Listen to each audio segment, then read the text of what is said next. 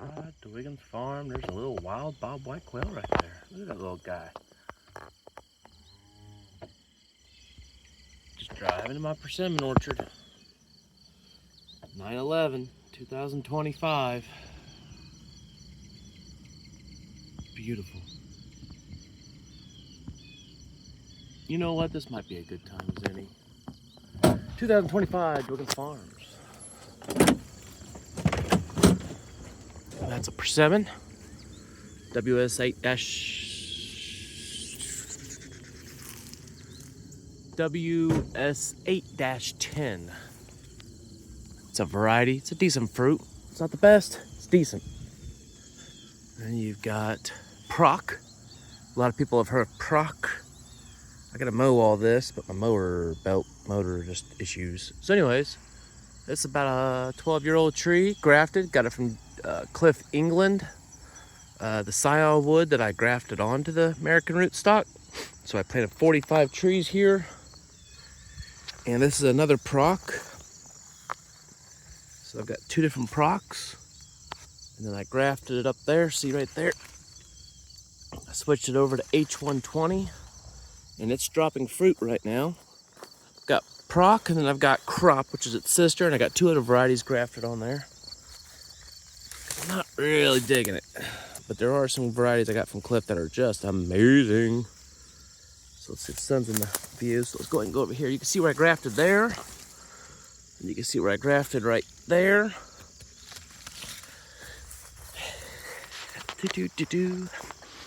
So I know England will be over at the Paw Paw Festival this weekend. And look at this, there's another one right there I grafted. So the reason you graft, if you haven't watched the video, is because you want the genetics from here up will be whatever I grafted it from. I need to, just gonna do that. Give it some, let's see here. So see, you wanna use these metal tags. So this one is Sejo crossed with a Rosianka. And so Rosianka is a Ukrainian hybrid of American and Asian variety. So it was the first hybrid. And so, oh wait, maybe it's not Rosianka, maybe it's Sochi Rose 17. So this must be really good. I got this from Cliff, and he's got hundreds of varieties. And so we'll know in 2 more years what the quality of that fruit is, unless I go down to his farm here pretty soon for a open house. This is my favorite I got from Cliff. This is H120. And so H120, I believe, was one of the Jim Claypool varieties. You can see how big it is. Not the biggest, but when you bite into it, if you bite into an astringent one, it is the only one, if you bite into this one, even before it's ripe, it'll get rid of the astringents. And the astringent means that it'll make your mouth pucker like you got cotton mouth. The worst cotton mouth you've ever had. Look at that. So here we are at the, what is it? September 11th, and they're just starting to drop. When a persimmon drops, that's when it's ripe, unless it's an Asian variety, like the Ukrainian. So see, this is all paraffin tape. So this guy is probably another, nope, this is L-93A. So persimmons kind of taste like a texture of a tomato, almost like a flavor of an orange, with a little bit of hint of cinnamon and honey. Look at that. See where I grafted it? Right yonder. And so see, this was last year, maybe last year's growth? No.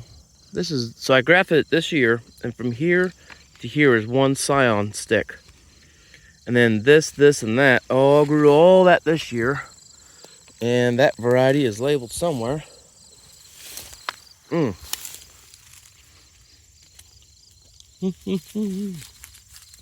H120.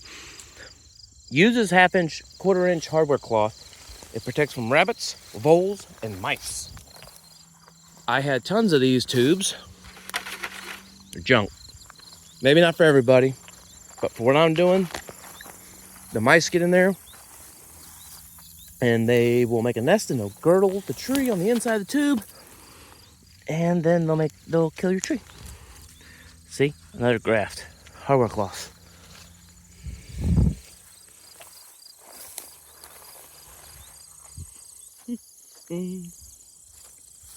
So this one is Elmo.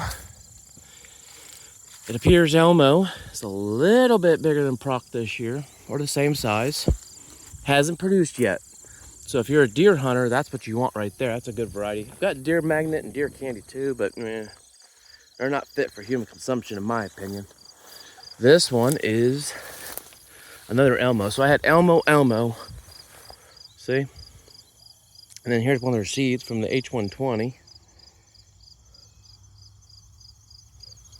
So, you can see right here where I grafted it.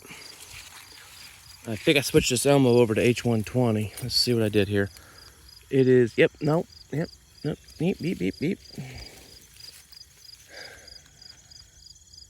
I don't know what I did. I have to look at my notes. But, yeah, so there's 45 here I planted in 2013. I got from the Indiana Nut Nursery, Indiana Tree Nut Organization. And I just keep grafting different varieties on it as I want to update.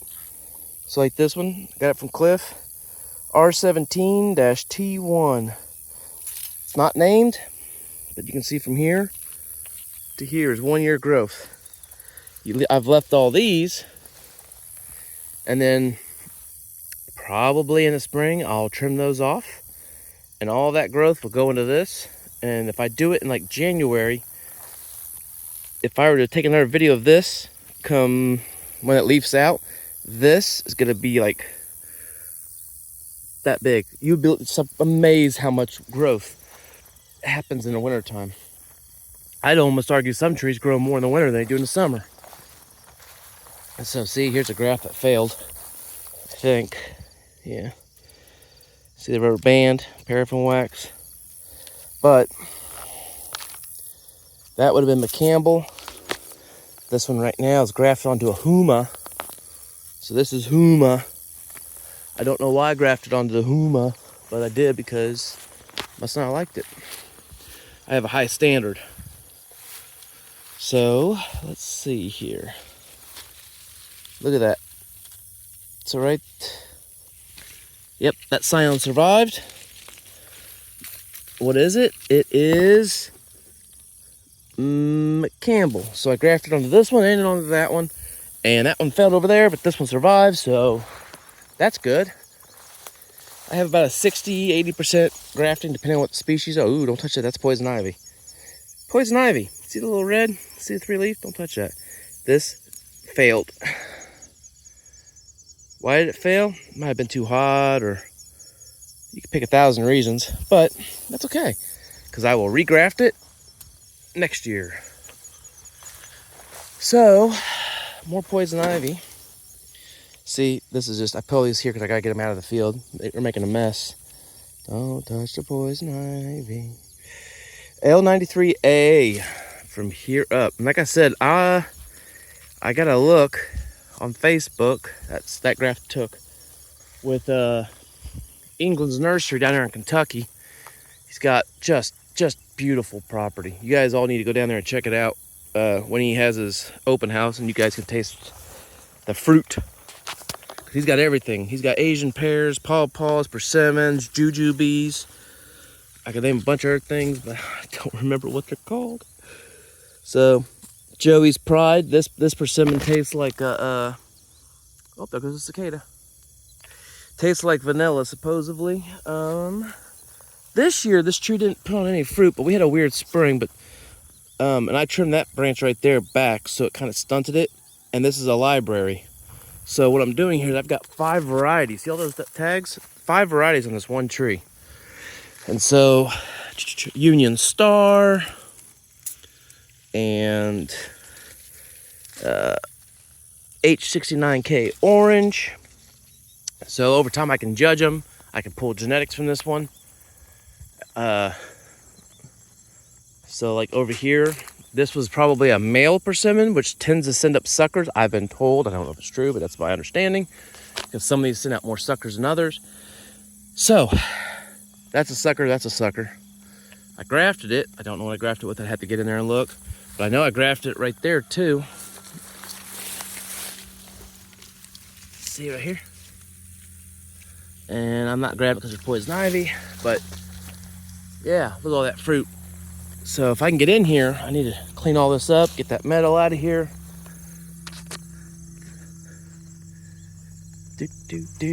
Do. So I got L93A on this one. There's one. It's wanting to fall, but I'm telling you, I ain't trying one unless I know it's ready, because they hurt. See this graft, this died, but that's okay because I'm gonna graft it onto this one next spring, and I'll get all kinds of growth. Just as I showed you the other two that were grafted, one was on a sucker, that one's on a sucker. And so the reason I do that is, look at that. I planted that tree in 2013. I grafted it. It sends out suckers. I grafted that sucker because it's in the row. And look at how much growth. So now I got multiple varieties. And over time, I'll probably eliminate one of them, or I'll keep both. Maybe they'll just work together, you know?